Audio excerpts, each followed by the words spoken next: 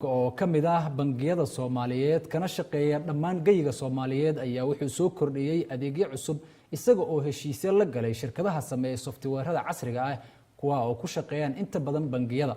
Haddaba waxaa nala fadhiya mid ka mid ah maalqabeennada maalgashaday bangigaasi kana mid ah dadka loo magacaabo boorka ama lagu magacaabo dadka mas'uuliyiinta ka ah dadka iskalena ka ah wakiil ayaa marti inoogu ah stuudiyaha RTN halka oo dabcan weydiin doona su'aalo la xiriira arrimo ku saabsan bangigaasi Sombank ku soo dhaw RTN mudane Yaasiin Maxamed Jaamac marka hore waxaan su'aalka weydiinaynaa bal waxaad faahfaahin inaga siisaa Sombank goorta la aasaasay iyo waxa loo aasaasay. Bismillahir Rahmanir Rahim qaadir waa mahadsantahay opportunity-ga maanta RTN fursadda maanta aad ugu wareysateen marka hore bangigan Sombank waa bangi Islaamiga oo 100% waxaana la aasaasay 2015kii ayaa la aasaasay iyo process-kan waa soo socday in ilaa iyo hadeertaan uu gaaro in aan furno ilaa iyo branch gaaraya 9 branch ilaa hadda waxaa furan 7 branch midka ugu horeeyay waxaan ka furnay Garoowe July 15 2019kii kadibna waxaan ka furnay magaalada Muqdisho waxaan ka furnay ilaa iyo 3 branch Xamarweyn Howlwadaag iyo Trebiana 3 branch aan ka furnay waxaa kaloo leenahay waxaan ka furnay Boosaaso Gaalkacyo hadda soo socota Goldogob oo iyadana ma aragtay bangi ugu weyn ayadana ay tahay oo kamid tahay bangiyada aan furnay oo aad iyo aad u shaqeeya marka hadafkiisana waa ma aragtay inaan soo kordhino adeeg aad iyo aad u fiican oo ma aragtay customerkii waana bangi Islaamiga ah midda labaad waa digital bank oo ma aragtay software-ka waxaana ka muuqata bangigan Sombank inuu hadaf weyn leeyahay isagoo maanta uu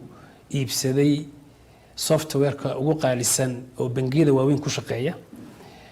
aan hataa hadeertaan samayn karno visa card-ka iyo ma aragtay run ahaantii master card-ka iyo adeegyada oo ma aragtay loogu talagalay bangiyada Islaamiga waxaan kaloo rabnaa inaan ma aragtay ka qayb galno oo wax tarno sida ma aragtay small business-ka sida waxyaabaha ay Soomaaliya ku tahay qani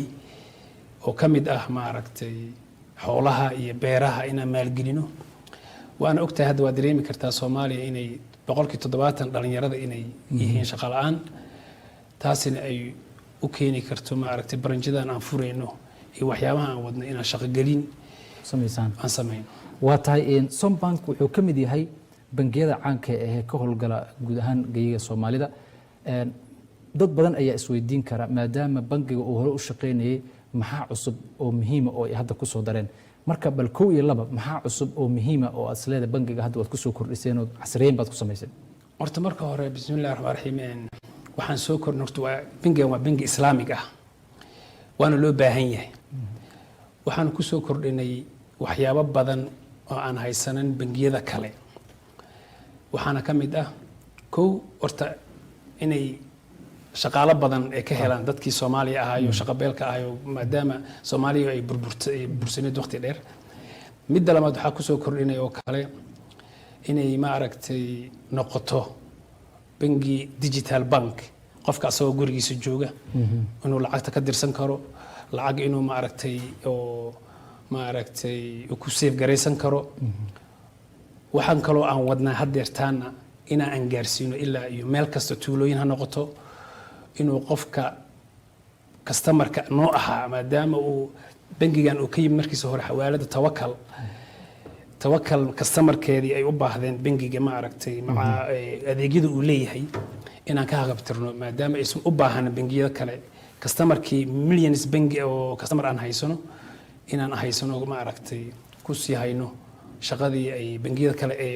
u qaban lahayn iyagoo ama sidaas u hayso waa tahay marka laga tago inuu bangiga caasimadda uu xarumo waaweyn ku leeyahay gobolada kale ee dalka maxaa xarumo uu ku leeyahay oo ugu tala gasheen macaamiisha si ay uga faa'iideystaan bangiga hadeertaan gobolada bangi oo hadeertaan ka furnay waa Gaalkacyo iyo Boosaaso iyo Goldogob iyo Garoowe iyo magaalada Muqdisho magaalada madaxda iyo 3 branch aan ku leenahay waxaa soo socda marka ilaa iyo baranjiyaal badan laakiinse waa sanadka dambe budgetka u geli doonaa sidii oo hadeertaan aan ku talagalnay waan gartay maadaama marka aad bangiga saad sheegtay ka dhigteen digital ka dhigteen oo mid casri ah bangiyada kale ee Soomaaliya dabcan waxyaabo badan ayaad hadda saad sheegtay aad ka soo kordhisay bangigiina u dheeryahay kow iyo laba maxaad isdhihi kartaa marka damaanada dadka wax dhiganaya oo kale faa'iido ayay u tahay adeega aad soo kordhiseen markaad fiiriso horta marka hore waxa ku muuqataa in ma aragtay Soma Bank oo bank Islamic 100% yahay yahayna midda labaad digital bank hadafkiisa ugu horeeyo inuu la macaamiltamo software-ka Temenos la yiraahdo oo software ugu qaalisan uu yahay midda labaad ma haystaan bangiyada kala hata software-ka waxa haysta bangiyada waaweyn waxa amaano u ah marka meel kasto anaga aan rabno inaan ka furno bank waxaan ka sameynaa real estate oo bangiga oo leeyahay bangigaas leeyahay sida hadda marka hore sarti ugu horeysa waxaan ka dhisnay Garoowe midda labaad hadeertaan Galdogo baa ka dhisnay Soomaaliya Muqdisho waa ka dhisnay Gaalkacyo hadeertaan ay dhamaan rabtaa oo hadeertaan wadnaa Boosaaso waa wadnaa marka damaanad intaas ka weyn bangi u haysta male meel kasto waxay ku tala gashay Soma Bank oo ah 100% oo ma aragtay Islamic bank uu yahay inay adeegyada dadka ku macam inay ugu ma aragtay run ahaantii siiyaan adeegii diinta islaamka ay ku tala gashay Ilaahay wuxuu yiri kitaabkiisa ku yiri damaanadii ugu weyneedna waxa weeyaan qof kasta asaga arki kara meel kasto Soma Bank ku yaalo inay ma aragtay Soma Bank ay leedahay hanti ah oo ugu muuqato meeshaas ma santahay waxaad noo sheegtay in aad heshiis dhawaan la gasheen shirkadda software-rada dhanka bangiyada sameeyay ugu weyn arintaasi hadaf noocee ayaad kala leedahay maadaama uu yahay arin talaabo weyn oo bangiyada Soomaaliya aysan wali hore u qaadin taas yaa ku cadeynaysa horta marka hore waa maasantahay su'aashaas in ay way Temenos software waxaan u iibsanay ba in ma aragtay توكل أما software مع Soma Bank أو Islamic Bank وحن كقاعدين قيبة Islamic Bank حن كقاعدين software كا وحن كب حيني أبي جاسي إن نهاي ضد معركتي رون أهانتي كتلاقل أيهين شقادو دست سيريس وآه وبنجية وننع بنجية Soma Bank مع ميشن الأوتلاقل معركتي إني أذيك فضود وآدي أدقيم بدل إني كهلان sidaas ahna ugu talagalnay inaan software-kaas raacno maxay ku kala duwan yihiin bangiyada ku shaqeeya islaamiga iyo bangiyada kale ee ribada ku shaqeeya saad ii sheegtay Soma Bank wuxuu ka mid yahay bangiyada ku shaqeeya islaamic marka bal fafaahin arinta ku saabsan naga sii bismillaahir rahmaanir rahiim Abdulqaadir kuma santaa su'aashaasi oo hadana mar labaad igu soo celisay Soma Bank oo ah Islamic Bank oo 100% ah midda labaad ahna digital bank Soma Bank marka wuxuu ugu talagalay maadaama Islamic Bank uu yahay inuu raaco shariicada islaamka sidii kitaabkii Quraanka ay dhigaysay bangiyadan kale convention bangigan kale oo hadeertaan ribooyin ku shaqeeya waa bangiyadii hore hadeertaan waxay leeyihiin marka sida adduunka aad aragto bangiyadii waa weynaa oo aan aqoon islaamika systemka islaamka waxay leeyihiin waxaan rabnaa inaan aragno meeshaan hadda waxaad arki kartaa KCB oo kale waxay leeyihiin account la riba Barclays Bank oo absa hadda loo bedelay la riba bangiga waxay arkeen marka muuqaal ah faa'iidada iyo waxyaabaha inaysan isku hal ahayn bangiyadii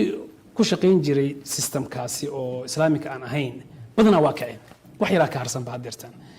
laakiin waxa hadeertaan oo Islamic Bank ku shaqeynaya laakiin sharciga raacaya waxaan u maleynayaa inay barakoobi doonaan ee gaari doonaan heerkii loo talagalay maadaama Ilaahay uu yiri يمحق الله الربا ويربي الصدقات والله لا يحب كل كفار أثيم إنه إلهي لا دجال ما ربض إنه ترترايو صدقات ما عرفت إيو وبركينا يوحي أو صدقاء أهنا إلهي وحي يا أيها الذين آمنوا تقول الله وذروا ما بقي من الربا إن كنتم مؤمنين إله الله يوحي وردتك إلهي كبغي ردتك إلهي رسولك يسرميو كتجا الربا حتى وحي ما فهمت هداتي دد مؤمنين فإن لم تفعلوا فأذنوا بحرب من الله ورسوله وهدات فشان كنت لقى إلهي رسولك إنه إذا لا دقالما مركا وحاك وعدينيسا إلهي إنه نغريبي ربضاسي أو ما عرفتي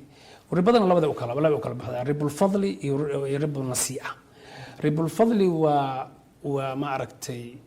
shay lagu bedelayo kale oo laakiin la kala badsaday sida waa in dahab lagu bedelo fidla lagu bedelo laakiin haddii la kala badiyo ribada waa imaanaysaa ribo nasii'an waxaa la yidhahdaa qofaa deyn kaa qaatay qofkii deynta kaa qaatay marka waxaad tiri deyntan waan ku siinaya laakiin markaad ii soo celinayso waxaa rabaa idoo faa'iido saaran marka lacag kuu soo saaray marka ilaahay wuxuu diidayaa dadka ma aragtay in la dhibo oo leys la saaro آية القرآن بالله وحكي وإن كان ذو عسرة فنظرة إلى ميسرة وأن تصدقوا خير لكم إن كنتم تعلمون هدو قفك أد لعكت السيسين ويا مد علاس صاحبه السكت حجاز السجع ههررين هديبين هو عيسمين لكن إن أصدق يسوع أما أطرافته بكسيف يعني وحنا ملاينا يا بنجي إسلامي كا و100% ما دام الصومة بنك 100% إسلامي تاعي waxay rabtaa in macaamiisheedii shareecada islaamka sidii shareecada islaamka dhigaysay inay ula dhaqanto bangiyadan kalena ma aragtay iyaga maadaama ay dadka oo islaamka ah aysan jecel yihiin in shareecada islaamka ah loo ma aragtay loo keeno ilaa haddeertaan waxaan malaynayaa haddeertaan ilaa iyo waxaan arkay hadda wiil aan saaxiibanahay arkay asagoo leeyahay bangigi waxaan leeyahay oo ma aragtay Barclays bangi iga furnaa markaan iga xiro laariba bangi isii qofti waa ila qosasho yiri labada bangi waa isku halay sidee wax yihiin marka wuxuu yiri maxaa marka laariba u tiri marka wuxuu yiri waxaad dareemi kartaa uu yiri in ma aragtay shaqaaliyaha taa ma aragtay fahamsaneen maadaama bangigan som bank aad casriyeyn ku sameyseen soo sheegtay shirkadaha waaweyn ee software-rada sameeyna aad qorshaha nooca u soo dhigtaan si bulshada Soomaaliyeed ay faa'iido badan uga hesho maxaad rajaynaysaan ilaa intuu ku gaari karaa deegaanada Soomaalida meel waliba si adeegan ay dadka Soomaaliyeed ay uga faa'iideystaan bismillaahir rahmaanir rahiim Abduqaadir horta waa runtaayo waxaan jecelnahay hadeertaan sida oo aan ku wadno waa dareemi kartaa bangi jira hal sanadood oo 2019kii aan kii ugu horeeyay aan furnay ilaa 2020ga inta aan ma aragtay bangi aan furnay ilaa 9 ay dhan yihiin iyadoo mid kastana ay leedahay wixiisii ma aragtay ismihiisii u gaarka ah marka hadda waxaan soo wadnaa hadafka insha Allah hadii la gaaro 2020 2021 waxaan soo wadnaa more investment oo bangiga dhinac kasta ka ah oo xaq shaqo ah iyo xaq ma aragtay software-ka waa batii ugu weynaada gadan wataan ku sheegay markii hore maadaama Islamic bankina ilaahay waxaan ka baryaynaa ilaahay noo barakeeyo shirkadeeni ilaahay kor u qaado haddeertaan magaceedii ma sha Allah waa meel fiican oo marhaya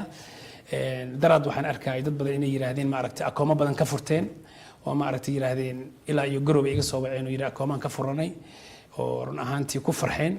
haddeertaan waxaan sii jecelnahay in ma aragtay meel kasta gaarsiino oo lacagtiisa ka furto akoonkiisii marka waxaan rabnaa inaan adeegooda gaarsiino iyadoo weli systematic u socoto oo aan shaki jirin oo waxna jirin oo si haddana aad iyo aad u fiican qofkiisii ma aragtay waxaan ka rabnaa dadka maadaama xawaaladihii oo hore Soma Bank oo haddeertaan waxay ka mid tahay xawaaladihii hore oo 20 sano soo shaqeeyay marka waxaan u qabanay dadka Soomaaliya ah meel aan lacag la gaarsiin karin waqti aan la sameyn karin